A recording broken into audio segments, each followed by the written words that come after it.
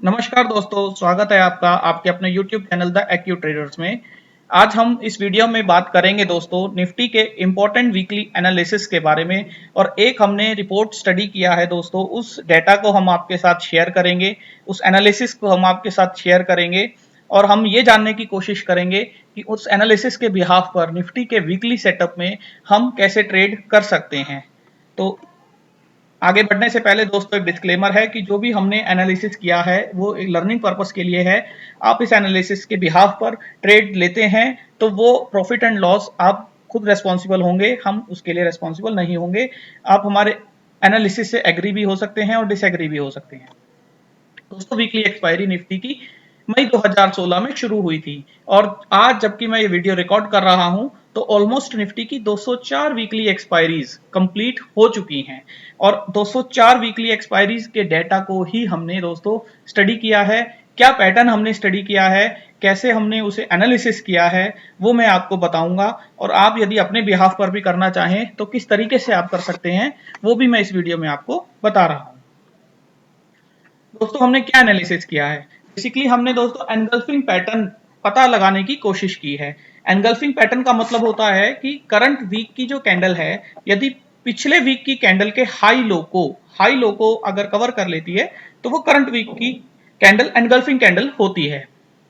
दोस्तों बुलिश बनती है या बेयरिश बनती है उसका हमने एनालिसिस नहीं किया है, उससे हमें कोई मतलब भी नहीं है। बेसिकली एनगल्फिंग पैटर्न बनता है या नहीं ये हम देखने की कोशिश करेंगे। 204 वीक्स में कितनी बार एनगल्फिंग पैटर्न बना ये बेसिकली हम देखने की कोशिश करेंगे। दोस्तों एक खास बात और मैं आपको बताऊंगा इस एनालिसिस के बारे में।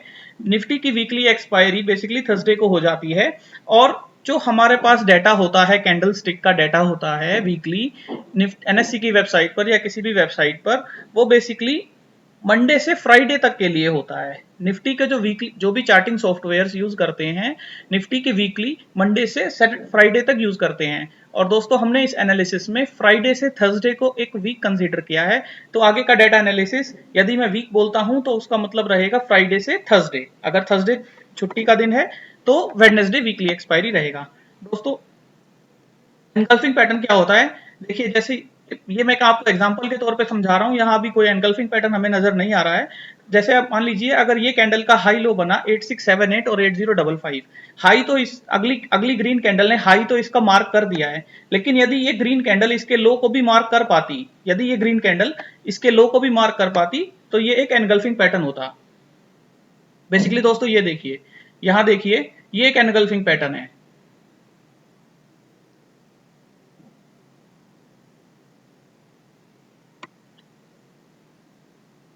ये देखिए दोस्तों ये एक एनगल्फिंग पैटर्न है।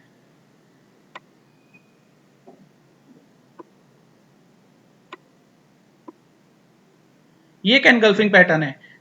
रेड कैंडल ने इसके हाई और लो दोनों को मार्क किया है। तो आप समझ गए होंगे हम किस तरीके का डेटा एनालिसिस करने की कोशिश कर रहे हैं। तो आगे देखते हैं दोस्तों क्या इसमें हम आपको बताएंगे।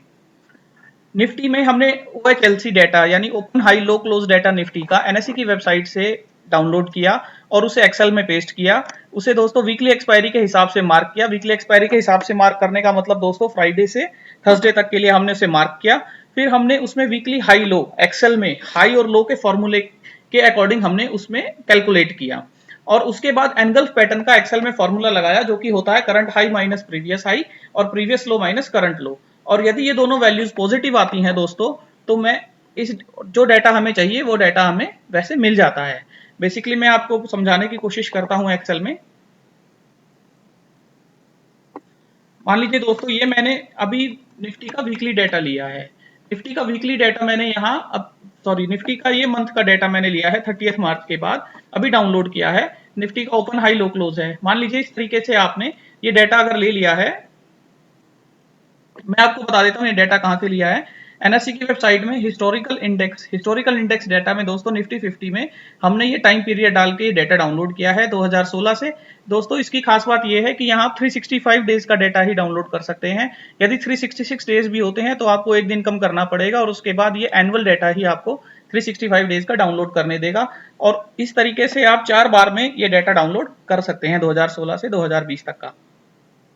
उसके बाद दोस्तों मैंने historical contract wise price volume data में जाकर निफ्टी ऑप्शन सेलेक्ट किया, निफ्टी 50 सेलेक्ट किया, 2016 सेलेक्ट किया और यहां से बेसिकली ये सारी एक्सपायरीज को मैंने अपनी एक्सेल में लिखा और उसके बाद मैंने उस डेटा को एक्सेल शीट में इन एक्सपायरीज के डेज को मार्क किया। मार्क करने के बाद दोस्तों आगे मैंने कैसे एनालिसिस किया वो मैं आपको बता देता हूं। जैसे मान लीजिए यहां वीकली एक्सपायरी है 3 तारीख, 10 तारीख, 17 और 24। ये वीकली एक्सपायरीज हैं दोस्तों। 3 तारीख, 9 तारीख,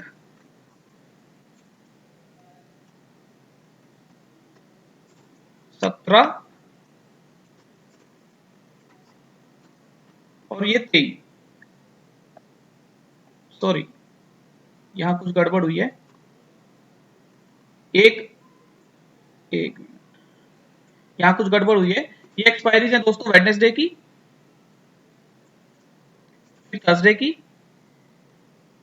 और फिर थर्सडे की और फिर ये थर्सडे की। तो इसके बाद दोस्तों ये हाई लो का डाटा मुझे यहाँ इस वीकली हाई लो, ये मैंने एक्सपायरी इस तरीके से मैनुअल मार्क की थी उस डाटा में और उसके बाद मैं हाई लो का डाटा आपको बता देता हूँ। हाई निकालने के लिए मैंने यहाँ हाई का फॉर्मूला लगाया इक्वल लगा के और मैंने ये हाई की रेंज सेलेक्ट की। अब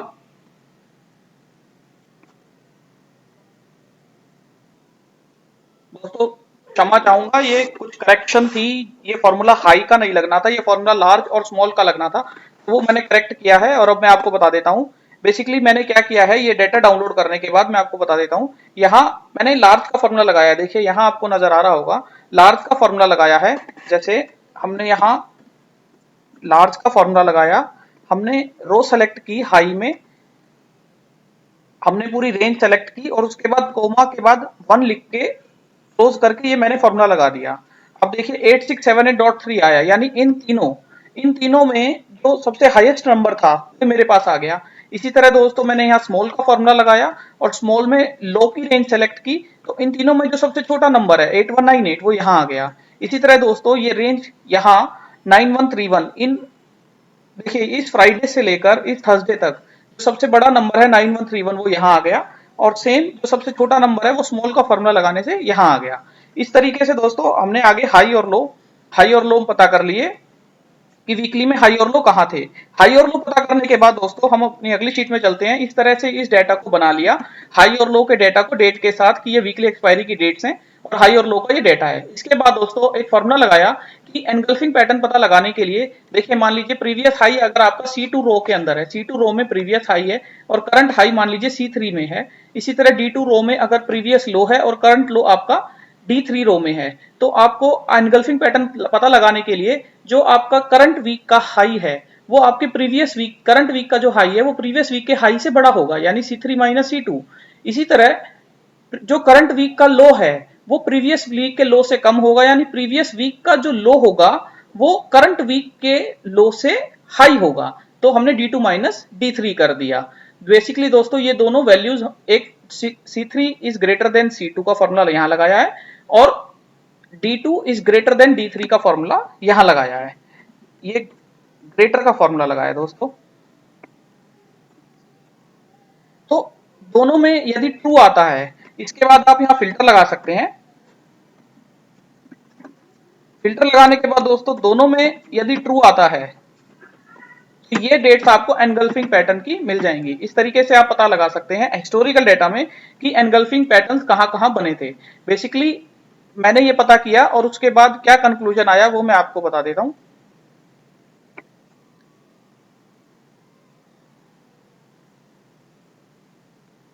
देखिए दोस्तों निफ्टी जब हमने मई 2016 से जब से ये डेटा एनालिसिस किया है 19 बार 204 वीक्स में अभी तक 19 बार केवल एनगल्फिंग पैटर्न बना है। एनगल्फिंग पैटर्न मैंने ईयरली वाइज भी बताया है कि 2016 में 4 बार और 2020 में अब तक 3 बार एनगल्फिंग पैटर्न बन चुका है। दोस्तों अब इतना डेटा स्टडी हमने किया, एनगल्फिंग पैटर्न हमने जनरल ऑब्जर्वेशन पता लगाने की कोशिश की। इसका इंपॉर्टेंस क्या है मेरे ट्रेडिंग सेटअप में? इसका इंपॉर्टेंस दोस्तों एक एजम्पशन के तौर पर है। यदि इस वीक का जो हाई और लो बना है दोस्तों, इस वीक का हाई और लो 9390 और 8909 23 अप्रैल का बना है, तो मैं ये मानता हूं कि यदि निफ्टी हाई अगर पहले ब्रीच करती है तो वो लो की तरफ नहीं जाएगी। अगर लो की तरफ जाने की उसकी प्रोबेबिलिटी केवल 10% रह जाती है। दोस्तों इस डेटा से मुझे पता चलता है कि 204 में से 19 बार केवल अगर निफ्टी ने एक तरफ हिट किया है, एक तरफ वीकली में मार्क किया है, तो दूसरी तरफ जाने की उसकी प्रोबेबिलिटी केवल 10% है। तो इससे इससे हमें यह एनालिसिस मिलता है कि निफ्टी 9390 अगर हाई हिट करती है तो उसकी लो की प्रोबेबिलिटी 10% रह जाती है। तो उस तरीके से दोस्तों हम लो की तरफ ऑप्शंस को राइट कर सकते हैं, पुट्स को राइट कर सकते हैं। यदि निफ्टी लो मार्क करती है तो उसकी हाई मार्क करने की प्रोबेबिलिटी 10% है, और इस तरीके से हम हाई की तरफ कॉल राइट कर सकते हैं। दोस्तों इस तरीके से ये डाटा बेसिकली हम यूज करते हैं। दोस्तों इस डाटा को आप अपने बिहाफ पर किसी भी स्टॉक में, करेंसी में, इंडेक्स में अपने बिहाफ पर आप टेस्ट कर सकते हैं। टेस्टिंग करने का तरीका मैंने आपको बताया, मैंने मैनुअल टेस्टिंग की थी, इसलिए मैंने आपको सारा मैनुअल प्रोसीजर बताया, फॉर्मूले बताए एक्सेल में, बेसिकली मैंने किस तरीके से इसमें काम किया था। दोस्तों एल्गोज में ये आसानी से हो सकता है, एल्गोज मुझे नहीं आते हैं, तो इसलिए मैं बेसिकली अपना सारा काम मैनुअल ही अभी करता हूं। तो इस तरीके से मैंने आपको बताने की कोशिश की।